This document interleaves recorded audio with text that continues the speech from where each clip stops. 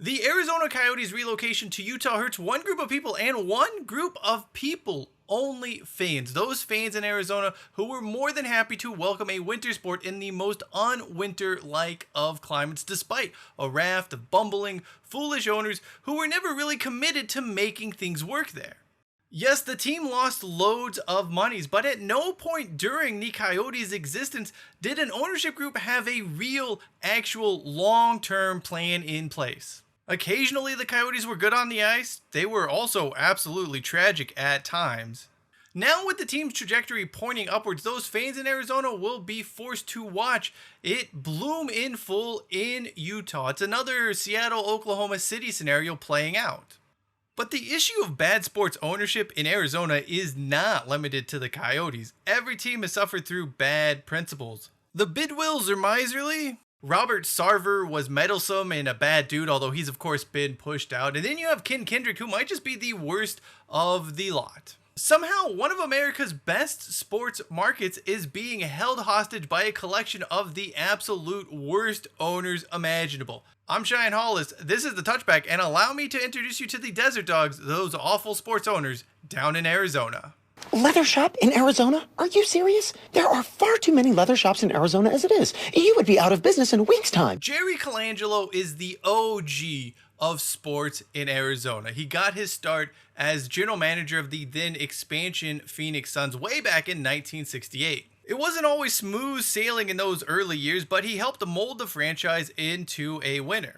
Then the mid-1980s hit, the Phoenix Suns dealt with that massive drug scandal, and things began to look bleak for the franchise, including a potential relocation.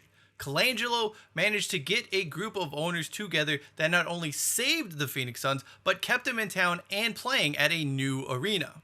Side note here, Arizona Veterans Memorial Stadium, it's still standing. That first home of the Suns, it's still around to this day. You can find it on the Arizona State Fairgrounds. And in 2025, it'll be 60 years since the facility first opened. I think it would be extremely cool if the Suns went back to the Madhouse on McDowell and played at least one game there, sort of an homage, recognition to what that building meant to the team and the town. Similar to how Milwaukee went back and played a game in the Mecca. Just an idea I'm throwing out there. Anyway, moving on.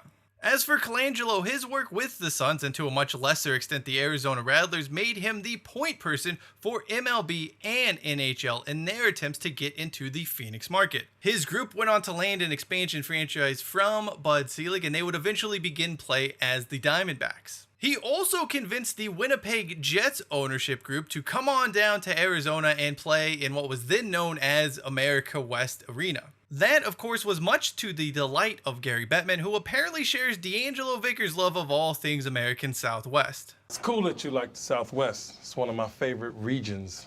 Did I just sound totally lame? Now, it could be argued this decision was one that would ultimately doom the Coyotes from the start, but we'll get to that more in a little bit. Look, Colangelo was far from perfect, but he was a sports owner who was able to build winning teams. Sometimes he did go overboard trying to create a winner, as seen with the Diamondbacks in 2001.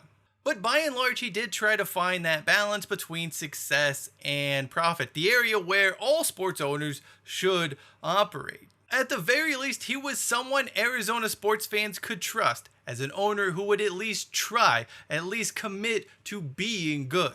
He would go on to sell the Rattlers in 1999 after winning 2 Arena League football titles. In 2004, he then sold the Suns to Robert Sarver in a deal that would be the highest price ever paid for an NBA franchise. That got a bit messy, but more on that in a bit.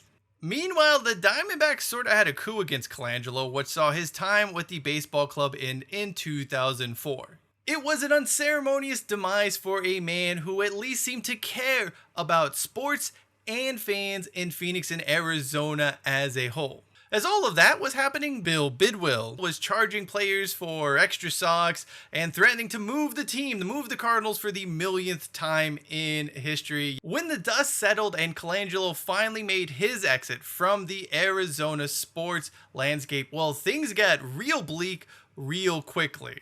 Let's start with the one team he kind of may have screwed over in all of this, the Arizona Coyotes. When Colangelo was lobbying everyone involved that his America West Arena was going to be a great place for hockey, he was basically selling a lie. Not even basically, he was selling an out and out lie. The facility was built exclusively for basketball. Hockey did not work there, and no matter how hard they tried, it simply was a bad fit. That meant from day one in the desert, the Coyotes were fighting an uphill battle.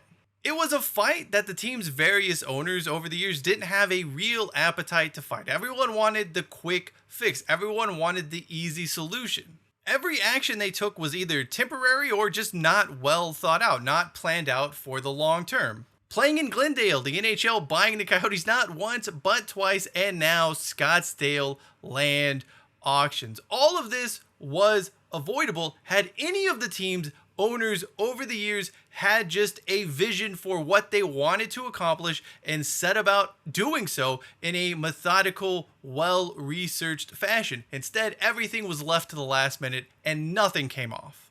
Perhaps worst of all for those hockey fans in Arizona is the reality that the same man who caused the team to relocate to Utah still holds the fate of the Coyotes in his hands. What a ridiculous provision for the NHL to grant. Those Coyotes fans, they've already been screwed here who knows how many times over the years, and now any future potential expansion is basically going to be gum up by a group who has shown no inclination to get things over the line. By the way, if the team's goal was really to stay in Phoenix or stay in Arizona, why were they so fixated on this huge mixed-use development? Everyone knows mixed-use developments are not easy projects to get. There's just so many moving parts, there's so much to them, and quite frankly, sports teams who are not real estate developers don't always have the capacity or understanding to get these projects going. Look no further than Detroit as proof of that. The area around Little Caesars Arena was supposed to be a mixed-use development, and that hasn't even gotten off the ground years later. The Seattle Kraken ownership group privately financed the Climate Pledge Arena renovations and then built its own practice facility in the suburbs. Reasonable solutions existed for the Coyotes to get an arena built, but it wasn't just the arena they wanted, they needed everything else, and it failed. No one in charge of the Coyotes and the team's nearly 30-year stay in Phoenix approached this situation reasonably. They either wanted a quick fix to force the team onto someone else and make it their problem, or they just simply were looking for others to blame for their own shortcomings. What an absolute travesty this entire situation has been. Next up is the Phoenix Suns, and thankfully the Phoenix Suns are no longer owned by Robert Sarver. It's still very much early days in the Matt Ishbia tenure, and despite some rocky moments, he would be hard-pressed to be any worse than Sarver, who was just bad. Sarver's reign of terror started when he let president, general manager, and Jerry's kid, Brian Colangelo, leave to Toronto. There are different stories online, but we do know things between Sarver and Brian Colangelo broke down because either the general manager wanted more power to run the organization as he saw fit, or that Sarver was demanding Colangelo take a pay cut.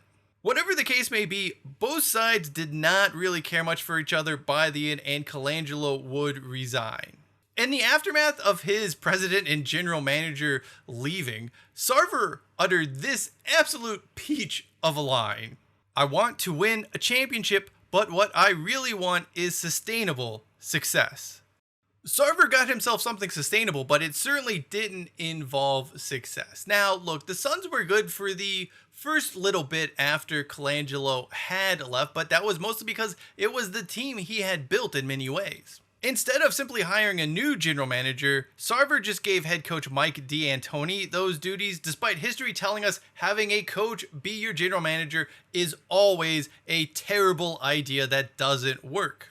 Unsurprisingly, it did not work, and a little while later, Sarver would hire Steve Kerr to be general manager, with D'Antoni still carrying on as head coach. The latter did leave Phoenix in favor of the New York Knicks head coaching position. Kerr retooled the roster a little bit, made a mistake in hiring Terry Porter, corrected that mistake after 51 games, and then hired Alvin Gentry to replace him. The team rebounded in the 2009-2010 season with a run to the Western Conference Finals. During that season, there had been a lot of talk about Kerr re-signing with the Suns. They were negotiating. It was only a matter of time. That did not happen, though. Sarver lowball Kurd, who opted to pursue other opportunities, although he called it spending more time with his families. Sarver also lowballed free agent center Amari Stoudemire, who went on to sign with the New York Knicks. And the wheels just fell off the entire operation down there in Phoenix. The Suns went on to miss the playoffs in 10 consecutive seasons, with the owners' constant meddling a big reason why. Sustainable success never happened, but he did manage to cultivate an environment of sustainable failure, so I mean, that's something. Sarver's meddling came in between bouts of making ridiculous jokes about Magnum condoms and dropping in-bombs. Seriously, dude, you watch Donald Sterling forcibly removed as owner of an NBA team for doing basically those very things, and you still thought that shtick was somehow going to fly, that you were so funny no one was going to report you? There is no real rhyme or reason to what the hell the organization was doing during the 2010s, apart from the fact Sarver perhaps just wanted to be a raunchier version of Jerry Colangelo. The key difference here being is that Jerry Colangelo was steeped with basketball knowledge, both as a general manager, he was even coaching the team for a little bit. Colangelo knew basketball. Sarver was just a fan and a guy off the street making a bunch of bad decisions, and some bad jokes as well. And again, thankfully for Suns fans, Sarver's ownership has come to an end. Now we turn our attention to the Arizona Cardinals. Here's the deal. I don't want to be too harsh on Bill Bidwell. By all accounts, he was a nice guy. He loved the NFL. He loved football.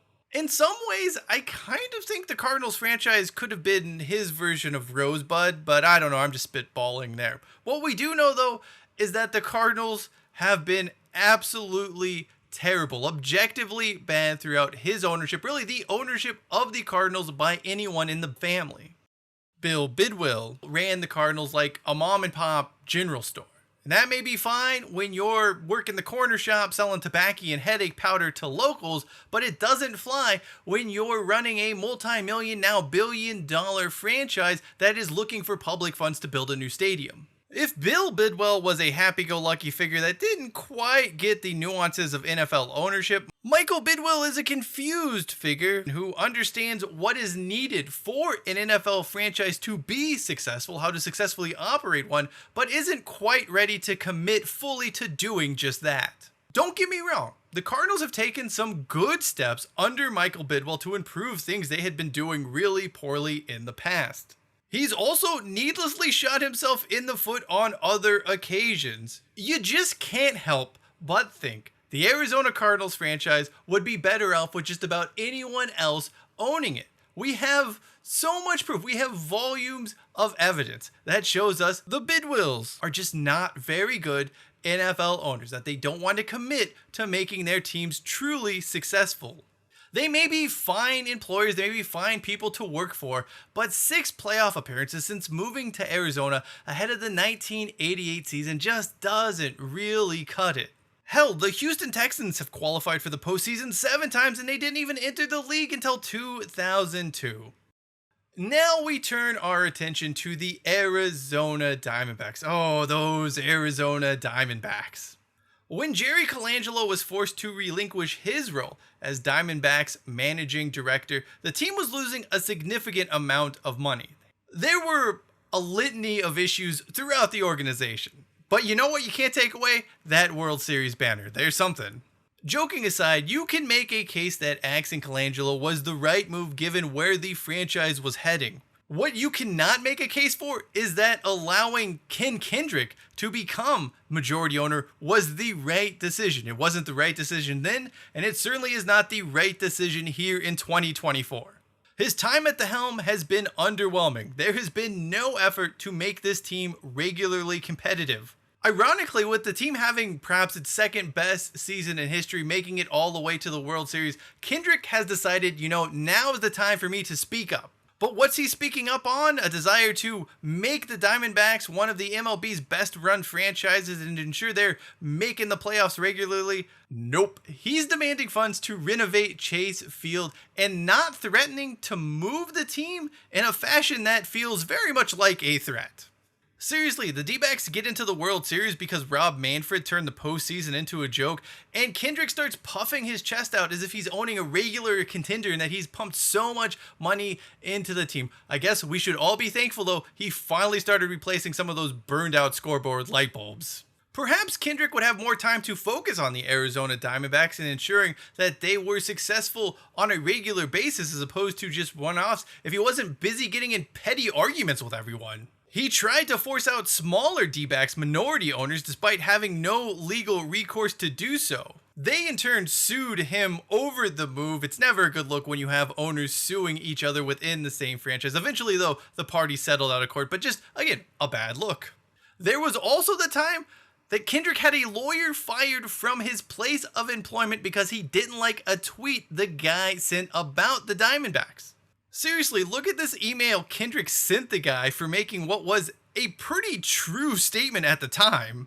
The club was on its way to losing 110 games in 2021, and all Kendrick managed to find time to do was silence free speech about his terrible baseball team. Elsewhere, who can forget when Kendrick lied to the county so he could cut down a bunch of trees on his neighbor's property? How dare anyone block his view of the valley? Ken Kendrick, you are a class act. Don't ever change. The only thing working in this guy's favor, by the way, is that Major League Baseball is chock full of owners that are somehow worse than he is. Hell, Kendrick isn't even the worst owner in the NL West. He might not even be the second worst, depending on how you view the Giants' ownership at this point in time.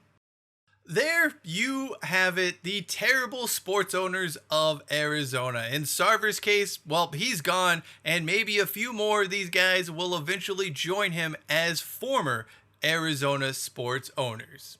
More importantly, let's spare a thought for those poor sports fans in Arizona who are just having to put up with these incredulous owners doing just dodgy, terrible, no good things. I know I've given Arizona folks a hard time in the past, but even I can admit that, you certainly deserve so much better than whatever the hell is happening with your sports ownership groups. This is a travesty, and man, these desert dogs, they really are just absolutely awful. Thank you for watching this video. If you'd like to know more about a city that has owners that are somehow worse than Arizona's, well, check out the video in the upper right-hand corner of your screen. Until next time, I'm Cheyenne Hollis. This is The Touchback, and as always, hashtag take it up to the 25.